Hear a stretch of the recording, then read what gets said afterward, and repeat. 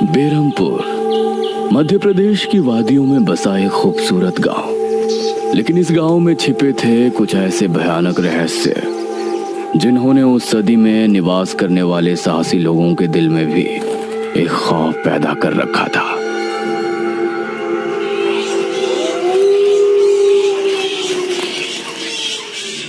आज तो बहुत दिनों के बाद मित्रों से मिलना हो रहा है, बहुत आनंद आएगा।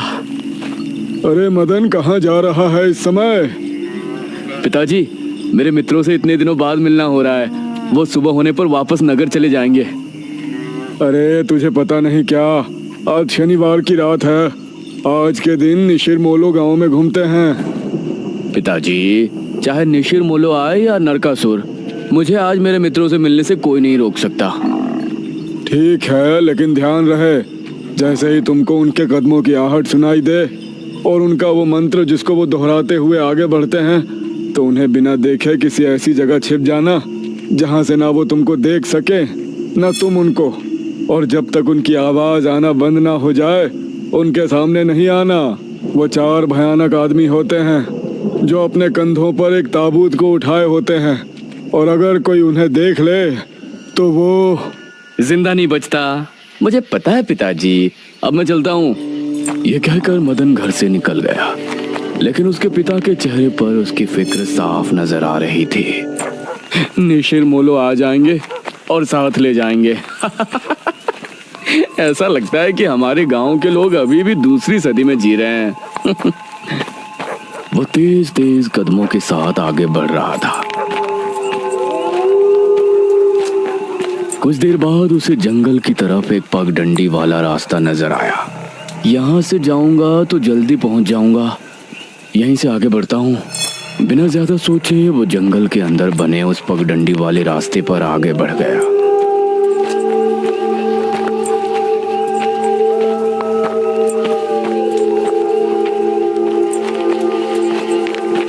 आज तो बहुत मजा आने वाला है, मिलकर खूब मदिरा पान भी करेंगे।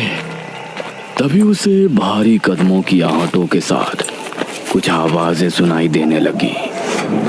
इन आहटों और आवाजों को सुनकर वह एकदम से चौंक पड़ा और उसकी आंखें डर से बड़ी हो गईं। हे भगवान! वो जल्दी से झाड़ियों की तरफ भागा और उनमें छिपकर बैठ गया। वो झाड़ियों की ऊंट में बैठा लंबी लंबी सांस ले रहा था। वो आवाजें अब और ज्यादा साफ होने लगी थी। उसे यकीन था कि अब वो लोग उसके करीब ही आ रहे हैं। उसने धीरे धीरे छिपकर अपनी एक आंख से उनको देखा और वो हैरान रह गया।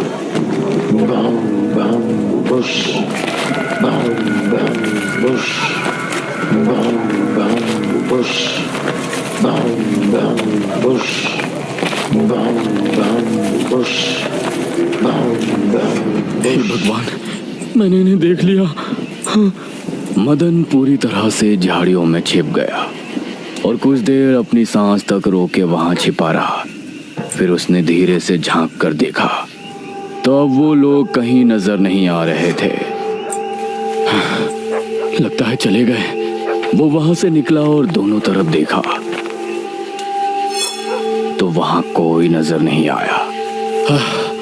शुक्र है भगवान, उसने एक कदम बढ़ाया ही था कि तभी उसे फिर से वही आवाजें अपने ठीक पीछे से सुनाई देने लगी। उसने एक झटके से पलटकर देखा तो वो चारों ताबूत वाले शख्स ठीक उसके पीछे खड़े थे।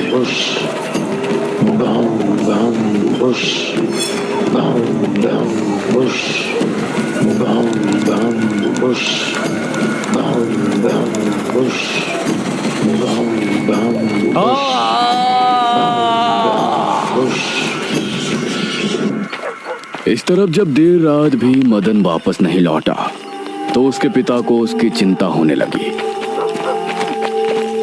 उसने गांव के एक आदमी विपुल को साथ लिया और जंगल की तरफ रवाना हुआ।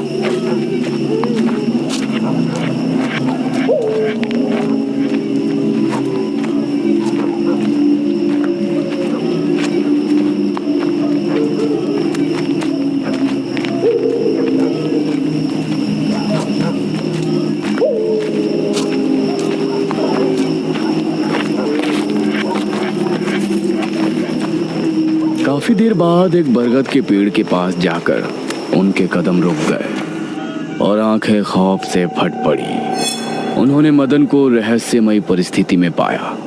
उसके चेहरे पर डर और आंखों में खौफ ऐसा नजर आ रहा था कि जैसे उसने हादसे से पहले बहुत ही भयानक मंजर देखा हो। मदन! 400 साल बाद अंधेरा जंगल, सुनसान रास्ता, चारों तरफ सिर्फ पेड़ पौधे और कोहरा। मेघना उनके बीच अकेली खड़ी थी। कोई है? क्या यहाँ कोई है? उसने कुछ कदम आगे बढ़ाए। उसके सवाल का कोई जवाब तो उसे नहीं मिला, लेकिन कुछ टपकने की टप टप की आवाज अब उसे बराबर आ रही थी। मैं यहाँ क्या कर रही हूँ? कौन लाया है मुझे यहाँ पर? वो खुद को वहां पाकर बहुत परेशान थी। तभी उसने देखा कि कोई चीज उड़ती हुई उसी की तरफ आ रही है। वो उसे हैरानी से देखने लगी। पास आने पर पता चला कि वो कोई विशालकाय भयानक पक्षी था। बचाओ! मेघना उससे बुरी तरह से डरकर भागने लगी और वो उसका पीछा कर रहा था। मेघना ने उसे पीछे पलटकर देखा तो वो उसको पकड़ने ही वाला था, लेकिन तभी मेघना एक पेड़ से टकराई। उसने देखा कि उस पेड़ से हरे रंग का पानी टपक कर नीचे गिर रहा था। मेघना उस हरे पानी को गौर से देख रही थी। तभी अरे ओ मेघना, उठ जा यार, कब तक सोएगी? मेघना आंखें मलते हुए नींद से जागी। उसने देखा कि सुबह के 9 बज चुके थे। ओह शिट, हम तो लेट हो गए। तूने मुझे उठाया क्यों नहीं? मेघना अपनी एक पार्टनर इशिता के साथ दिल्ली में रह रही थी, जहां वो एक लैब में काम किया करती थी। दोनों ने साथ नाश्ता किया और फिर तैयार होकर अपनी लैब के लिए निकल गई।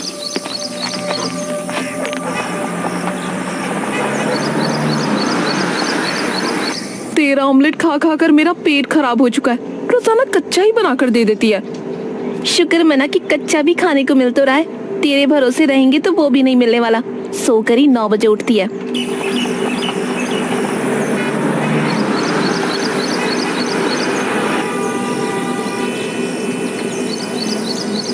ये दोनों लैब में पहुंची और वहां जाते ही इशिता के पास प्रोफेसर जयदेव की कॉल आई। तुम दोनों ने इस बार बहुत समय ले लिया है। जो एंटीडोट बनाने का काम तुमको दिया था वो पूरा करोगे या नहीं? प्रोफेसर साहब, बस ये समझ लीजिए कि काम होने ही वाला है। आप हमें 3 दिन का समय और दीजिए। ये कहकर उसने कॉल काट दिया। तो इतने दिनों से प्रोफेसर को घुमा रही है, आखिर तू ये एंटीडोट तैयार करेगी कैसे? ये सुनकर इशिता ने एक किताब निकाली।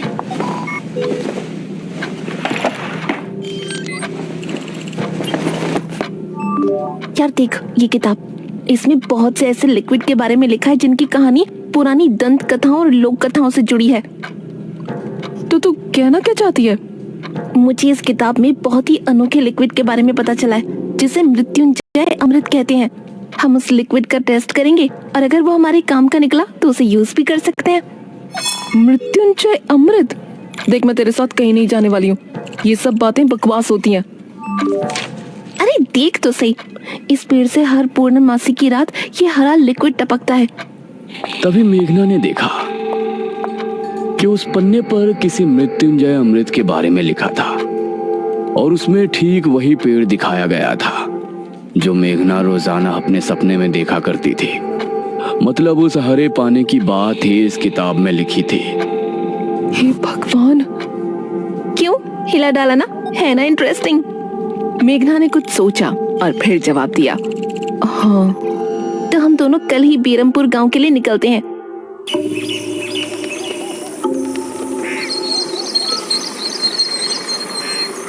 ये दोनों अगली सुबह ही बस से बेरमपुर के लिए निकल गई।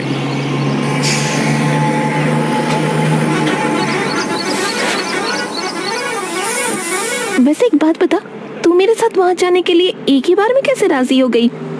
मेघना ने सच को छिपाते हुए कहा, ऐसी अनोखी चीज देखने के बाद भला कौन नहीं होगा जो इसको देखना नहीं चाहेगा।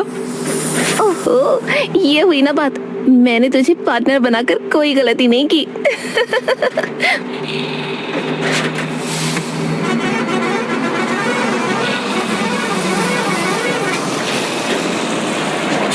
ये दोनों 5 घंटे के सफर के बाद एक जगह उतरी। इनके ठीक सामने एक बड़ा सा गेट था जिस पर नाम लिखा था बेरमपुर। इशिता और मेघना ने जैसे ही गेट के अंदर कदम रखा तो अचानक से मौसम बदला। सूरज मानो बादलों के पीछे छिप गया और एक हवा अपने साथ आंधी ले आई। अरे वाह, गांव का मौसम तो बहुत ठंडा है। इधर गांव के लोग भी अचानक बदलते मौसम को देखकर हैरान रह गए। अरे ये क्या, अभी तक तो काफी गर्मी थी, ये अचानक आंधी कहां से आ गई? मुखिया जी, लगता है बारिश भी जरूर आएगी। इधर मेघना और इशिता दोनों ही गांव की तरफ बढ़ रही थी। यार, ये गांव के लोग ठीक तो होंगे ना? गांव के लोग तो ठीक ही होते हैं, अजीब तो हम शहर वाले होते हैं। ये बात तो तूने बिल्कुल पते की कही। इशिता और मेघना दोनों गांव के चौक पर पहुंची। वहां एक कुआं भी था और वहीं मुखिया भी 2 आदमियों के साथ खड़ा था। अरे बच्चियों, तुम दोनों कौन हो? अब नमस्ते जी, मेरा नाम इशिता है और ये है मेरी दोस्त मेघना। अच्छा बेटा, वैसे हमारे गांव में किस वजह से आना हुआ? वो असल में वो अंकल, हम लोगों को अपनी स्टडी के लिए 5 गांवों के बारे में लिखना है, इसलिए हम लोग यहाँ आए हैं। इसके बाद और 4 गांवों में जाएंगे। ओह अच्छा, फिर तो ठीक है बच्चों, हम तुम्हारी जितनी हो सके उतनी मदद करेंगे। जी अंकल, क्या हमें यहाँ कुछ दिन के लिए रहने के लिए कोई घर मिलेगा किराए पर? अरे बच्चों, तुमको किराए की घर की क्या जरूरत है? तुम दोनों जब तक चाहो मेरे ही घर में रह सकती हो। ठकुराइन वैसे भी लड़कियों से बहुत प्यार करती है। जी शुक्रिया अंकल।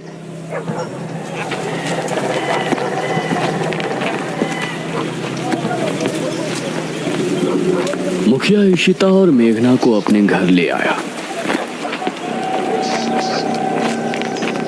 तभी घर के मंदिर में जल रहा दीपक बुझ गया। अजी सुनती हो ठकुराइन? जी आई। ठकुराइन कमरे से बाहर आई। नमस्ते आंटी। नमस्ते बेटा। ओ जी, ये प्यारी प्यारी बच्चियां कौन है? ये दोनों शहर से अपनी पढ़ाई के सिलसिले में आई हैं। हमारे गांव के बारे में लिखना चाहती हैं। वो क्या होता है रे, वो रिसर्च करने आई हैं। तभी वहां पर एक और लड़का आया। क्या कहा? हमारे गांव पर रिसर्च? इशिता और मेघना ने उसे देखा। भला हमारे बेवकूफ गांव में आपको क्या मिल सकता है? ये सुनकर इशिता और मेघना हैरान रह गई। चुप करो अनुज, ऐसे कोई अपने गांव में बोलता है क्या? ये मेरा बेटा है अनुज। अनुज ने मेघा और इशिता की ओर देखा और उन्हें हाथ जोड़कर नमस्ते किया। नमस्ते। बेटा अनुज, जरा इन दोनों को वो खाली कमरा दिखा दो जो तुम्हारे कमरे के बराबर में है। ठीक है पिताजी। आओ देवियों। देवियों? अनुज कॉरिडोर से होते हुए उनको कमरा दिखाने ले जाने लगा। इसी समय गांव के मंदिर में बैठा पुजारी भगवान की आरती कर रहा था। तभी अचानक से दिया बुझ गया। ये संकेत तो ठीक नजर नहीं आ रहे। हे प्रभु, रक्षा करना। वैसे आप लोगों को रिसर्च करने के लिए यही गांव मिला था? अरे हम लोगों को 5 गांवों के बारे में लिखना है, तो इसीलिए जो भी गांव पास दिखा चले आए। इसके बाद और किसी गांव में जाएंगे। अच्छा, वैसे यहाँ कुछ ऐसा है जो कि रहस्यमय या ऐतिहासिक हो? हाँ है ना, एक राजमहल। राजमहल यहाँ? हाँ, 400 साल पहले जो यहाँ के राजा हुआ करते थे, उनका महल। वैसे अनुज, क्या तुम हमें उस महल में लेकर चलोगे? हाँ, तुम लोग जाना चाहोगी तो जरूर। तो ठीक है, रात को जब सब सो जाएंगे तो हमें वहाँ ले चलना। यह सुनकर मेघना इशिता को हैरानी से देखने लगी। रात के समय तुम लोग मजाक तो नहीं कर रहे? नहीं, हम तो चलने को तैयार हैं। तुम्हें डर लग रहा है तो बताओ। मेरा गांव है ये, मुझे क्यों डर लगेगा। ठीक है, ले चलूंगा, लेकिन पिताजी को और माँ को पता नहीं चलना चाहिए। ग्रेट, तो बताओ किस टाइम आ रहे हो? 12 बजे तक पिताजी और माँ दोनों सो जाएंगे। मैं उसी समय तुम लोगों को ले आऊंगा। हाँ सही है। ये कहकर अनुज ने उन्हें कमरे में छोड़ा और वहां से चला गया। ये क्या, हम तो उस मृत्युंजय अमृत के बारे में पता करने आए थे ना, अब हम ये राजमहल क्यों जा रहे हैं? अरे उसको सीधा पूछते तो उसे शक हो जाता ना। आज हम राजमहल चलते हैं और फिर कल उसे जंगल जाने को कहेंगे और वहाँ जाकर बातों ही बातों में उसे मृत्युंजय अमृत के बारे में पूछेंगे। ये सही है। इस तरफ गांव के लोग मौसम के बदलती ठंड से बहुत हैरान थे। पुजारी बार बार आसमान की तरफ देख रहा था, जहां उसे काला अंधेरा इधर उधर घूमता हुआ नजर आ रहा था। करीब 12 बजे जब मुखिया और उसकी पत्नी गहरी नींद में थे तो अनुज कमरे से निकला। अरे लगता है आ गया। इशिता ने उठकर दरवाजा खोला। हाय अनुज। तुम लोग तैयार हो? हाँ चलो, हम तो रेडी हैं। तो चलो। अनुज इनको लेकर घर से निकला और इन्होंने 2 गलियां पार कर ली थी। उफ, तुम्हारे गांव में हवा इतनी ज्यादा चलती है क्या? रोज तो नहीं चलती, लेकिन शहर की 2 लड़कियों के साथ लगता है उनके शहर का प्रदूषण भी आंधी के रूप में साथ आ गया। कुछ देर चलने के बाद ये तीनों एक बड़े से राजमहल के सामने खड़े थे, जिसे देखकर मेघना को कुछ याद आने लगा। ऐसा लगता है कि इस राजमहल को मैंने पहले कहीं देखा है। ये है राजमहल, राजा सूरजभान का। वाकई में काफी आलीशान है। यह कहते हुए इशिता ने अपने कैमरे में उसकी एक फोटो ली। हमें खिड़की से अंदर जाना पड़ेगा, इसका दरवाजा सालों से जाम है। ये तीनों एक खिड़की के रास्ते राजमहल में पहुंचे और वहां की हर एक चीज मेघना को जानी पहचानी लग रही थी। इस तरफ गांव में आंधी का बहाव बढ़ने लगा था। सभी अपने अपने घरों में आराम से सो रहे थे।